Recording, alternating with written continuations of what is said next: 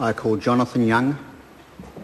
Speaker, I'm very pleased to continue this discussion debate on the third reading of the Copyright Infringing File Sharing Amendment Bill. Thank you. And Mr. Speaker, this is a very interesting issue, and there are essentially three parties involved in this. There are those who are copyright holders. There are those who are people who utilise what they produce. And, Mr. Speaker, in the middle of that there are the ISPs, the Internet Service Providers, who are the medium in terms of which these files are shared. Now, Mr. Speaker, in July 2008, 20% of Europeans use file-sharing networks to obtain music, while 10% use paid-for digital music services such as iTunes.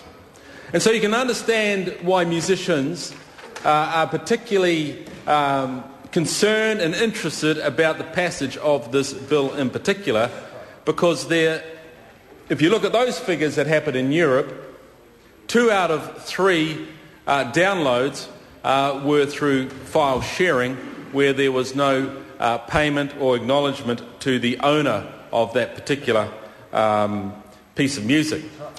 Now, I remember Moana Maki making a comment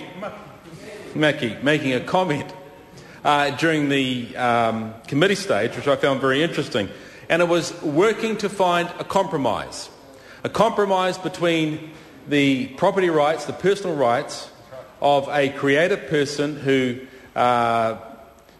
constructs a piece of art or writes some music or makes a movie, and the rights of people who own a computer to access information and content on the internet, looking for a compromise. I think, Mr. Speaker, that there is a very logical compromise which I'm sure everybody in this House supports, and which this bill is actually about, and it's called financial transaction.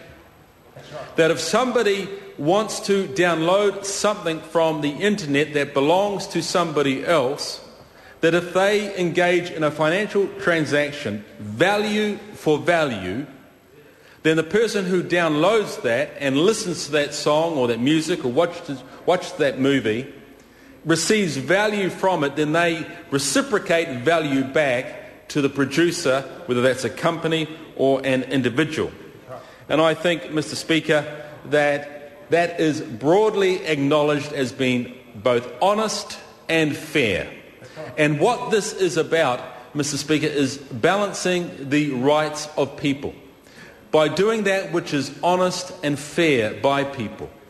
Now, our government is a government that wants to see the economic growth not only of industry, not only of manufacturers, not only of exporters, but we want to see the financial growth of our creative people, of our entrepreneurs, of our designers, of our innovators.